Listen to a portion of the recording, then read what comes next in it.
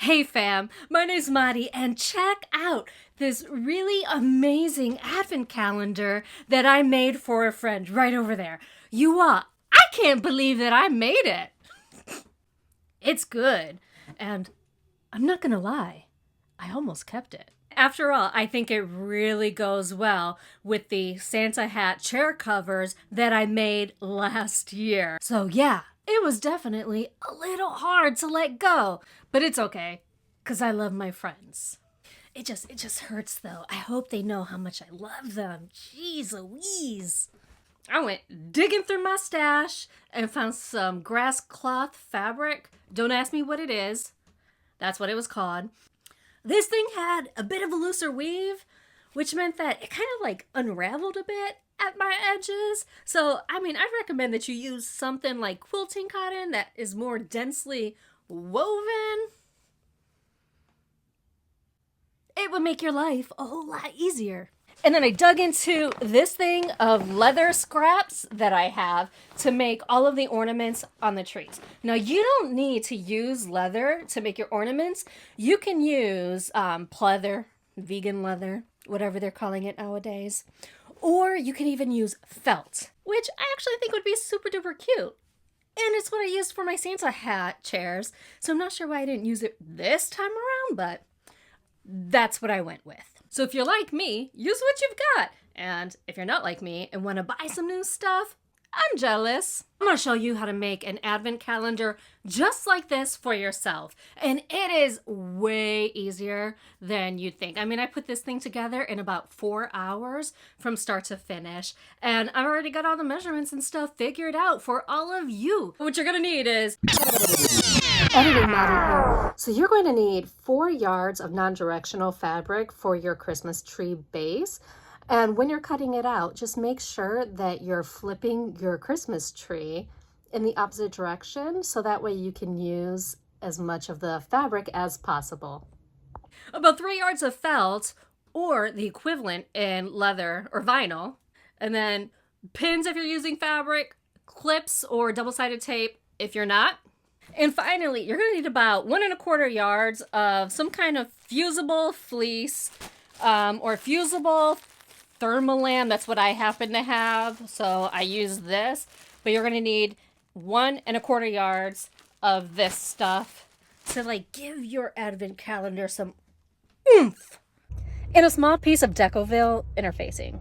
Oh, and I realized that I laser engraved my numbers onto my ornaments. Most people don't have a laser engraver. So what I would recommend is that you just buy those iron-on numbers. Iron them on. Just iron them on. If you can get them in vinyl, great. If you're using vinyl, get a permanent marker or some paint and a stencil and pop them on there. Make them look good. Now let's make our tree template. First, grab some paper. I actually had to tape together 2 pieces of that medical paper together so I can get enough width here. Now we're going to measure the bottom of our tree, which is 40 inches long. So measure out the 40 inches and then draw a line from that 40 inches all the way down. This is going to be the base of our tree. Now we're going to measure up this side, 44 inches long. Make sure you actually start at the right point here. And we're going to put a dot at the end. So that way we know where the top of our tree is going to be. Leave that alone for a second. We're going to come back down here to the bottom and we're going to finish building out the rest of our tree. So we're going to come back down to this original line that we drew and we're going to measure up 10 inches. And then we're going to draw a line there. From that line, measure up another 10 inches, draw another line, and then we're going to repeat that one more time, just like that. Now at this point, we need to lengthen all of these lines just to make things a little easier on ourselves. So go ahead and draw those lines and make them much longer for the very next part. Now that we have all of our lines lengthened, we're going to use this 60-degree angle that's right here to make our tree branches.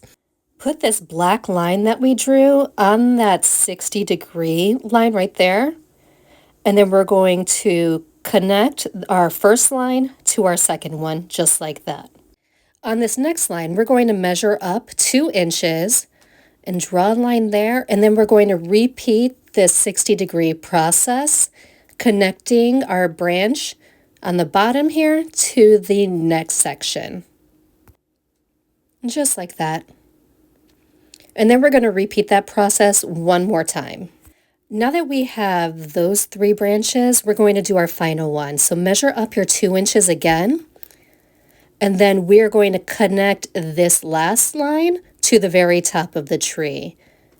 And so this section is going to be longer, but that's okay because we're going to put an angel at the top, which is going to take up some of that space. To recap, we have 3 sections that are 10 inches wide down at the bottom of the tree. And because this top section is longer, this one is going to measure out to be 14 inches wide from that bottom branch right here all the way up to the top. Each of these angles that we made are 60 degrees, and the branches shoot out at 2 inches. The very base of our tree is 40 inches, but remember, this is only half of the tree. We need to cut this on the fold, so let's just throw in that marking here so that way we don't forget. Cut on fold. After you cut this out, you end up with this really amazing looking tree template that we're going to use for our main fabric. After you cut out 2 pieces of your pattern in your main fabric, use one of those as a template for your fusible fleece. And so I'm just going to cut around this right here. And then I'm going to go back in and I'm going to trim off about 1/4 inch to 3/8 inches, just so that I can keep this out of my seam allowances. And then iron it onto the back. And when it's done, you're going to end up with something that looks like this.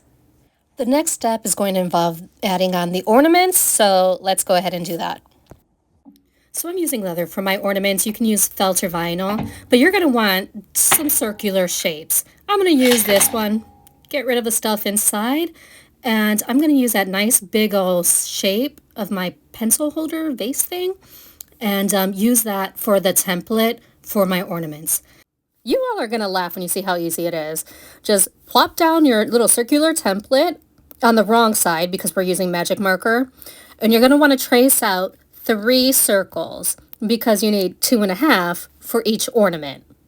And if you're using real leather, try to avoid where the brands are on the right side. And this is me trying to avoid it, but clearly running out of space. So here I am trying that again. And done. We're going to use this ugly one in a very special place. The next step is to cut out your circles. I like doing the rotary because I can get some pretty smooth lines by just rotating the leather piece. Now make sure you don't chop off a finger accidentally. That's never a good thing. But definitely twirl your fabric or your leather, vinyl, whatever you have around so you can get some nice clean circles. And there's my 3 circles. Now, this little ugly one that we made, the one with all the markings on the back, we're going to use that in a special place. And that's going to go against fabric. So it's going to be facing like this, up against the fabric. It's all good. Now grab another circle and we're going to fold it in half and pinch those corners. That way we can get little marks. And we're going to cut right along those marks so that way we have 2 halves. Now save that other half that we're not using because that's going to come in handy for another one. Definitely keep these. And for this third one, we want to do the same thing to find that midpoint. Boop, boop. And now I am going to line it up so that way I can cut 1 inch below that. So that way this one serves as a flap. And if you're wondering what we're going to do with this piece, nothing. Throw it away. Now, I just like to use this double-sided tape because it really makes your life easy. So I'm going to put this along 1/2 of the circle so that way I can stick the bottom piece down onto it. Remove that upper tape There we go. Grab your half circle, and we're going to stick that right on top of this circle, our base circle. This piece is going to go on over this one. It's going to overlap. So what we need to do is put the number on it first. Because I'm pretty sure you don't have a laser engraver, we're going to magic marker this thing right on. So here's my lovely number 12. Grab your tape, pins, or clips, and we're going to just kind of apply them right across the top here. We're not even going to do it halfway. We're going to do it less than halfway because we want this thing to be able to be picked up and act as kind of like a little lid over the top of the bulb. So take the tape off, and then you're going to align it so that it overlaps at the bottom about an inch. And this is me just kind of trying to line it up. I can't get it straight. There we go. Stick it on there. And when you open it up, you've got a little pocket that you can put lots of little cute things in. Super cute, huh? Yep. There. Mix up the colors and sizes. Make sure that they're not too small. And tape them down where you think they look great. And this is what I'm going with. Sewing them down is the hard part. So let me show you how I sewed these down. You can see here, I did the entire bottom half. And then I did a little portion on the top. And you can see here, here's that bottom half that's waiting for the top bit. Sew that entire thing down. And then on this side, just sew that top rounded area down. And then you can scratch off the rest of your tape that's underneath if you use tape. After the ornaments are sewn down, we're going to put our fabrics right sides facing each other. And we're going to sew around the edge here, making sure that you leave an opening where that tree trunk needs to get attached. That's where we're going to flip it inside out. Now that both sides are sewn together, right sides together, we're going to snip off all of the corners here and snip into these, flip it right side out, and make the corners look great. And here I am realizing that I forgot to show you how to make the trunk, so I need to find more scrap leather so that we can get that done.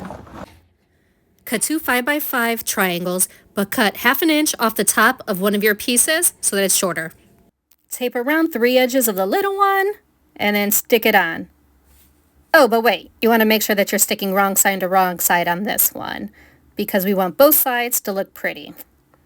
Stick it down, and then after it's at this point, you're going to want to stitch from here, back stitch, all the way around, back stitch up at this end. And then here's the magic part, where you get to pretend that this is my sewn up Christmas tree. We're going to take that little opening here.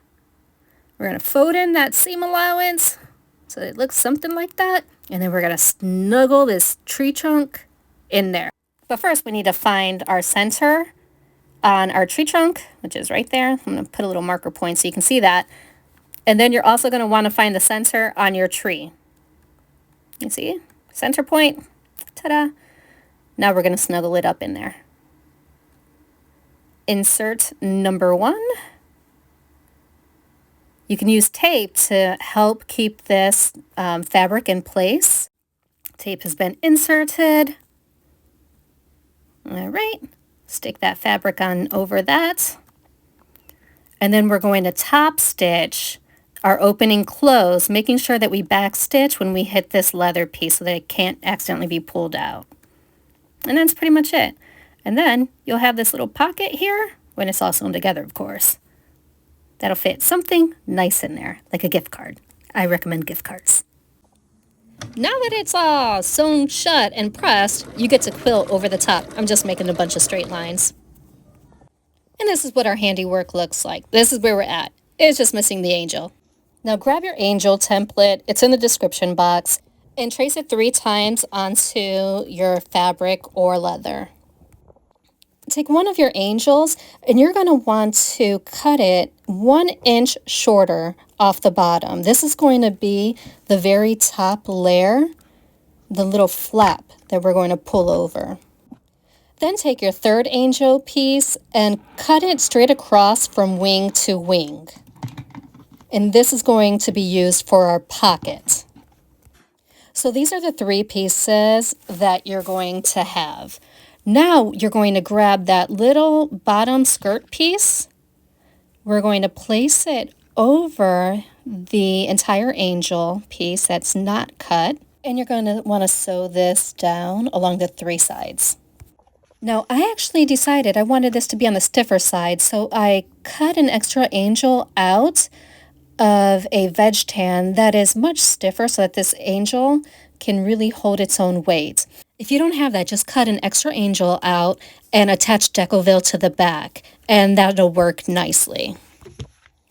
Attach that stiffened piece to the back of your angel that already has the pocket sewn down on the bottom. Sew around the upper portion of this angel, stopping here. And then you just want to stitch the back piece down at the sides. I just stitched right over my stitching. Now slip the angel with that hard piece on the back right over the tip of your Christmas tree and get it in a position you like and stitch across the bottom. Then step back and marvel at your handiwork because you made that advent calendar and it is amazing. If you'd like, you can put a loop on the back of your angel. You can either use a fabric tie or something else, but just loop it on behind the halo. And here you can see where I attached it right to where that halo piece is. And here's my Christmas tree hanging. To keep the corners at the very bottom straight, you can use painter's tape. It works like a charm. Now, I'm not going to lie. I tried to fit a couple of mini bottles into my calendar because I really kind of feel like I'm going to need them to get through the 3-page list that my kid made for Santa Claus. But, I mean, the only ornament that they actually fit in was a very angel at the top. And I don't know about you, but that just kind of felt wrong. Maybe I'm just being a little too sensitive, but yeah, I wasn't willing to go there. So I'm thinking about making a 12 days of Christmas type of calendar so it fits my treats for me and my husband. It's going to come in handy, trust me. And you all, let me know down in the comments what you like to put in your advent calendars. Do you like to put chocolates, other types of little gifts? I mean, I'm not going to tell you what I put into this one just yet because, well, someone's going to be opening it all December long. But definitely let me know what you like to put in your advent calendars down in the comments below. Oh my gosh, I can't believe that I almost forgot to tell you all that all of my friends who are also doing this advent calendar exchange, some of them made their own videos for advent calendars, and I definitely don't want you to miss any of those. So I'm going to put the names of everyone who's doing this exchange down in the description box. You can just click on the links. It's going to take you right over to their channels. Definitely check them out.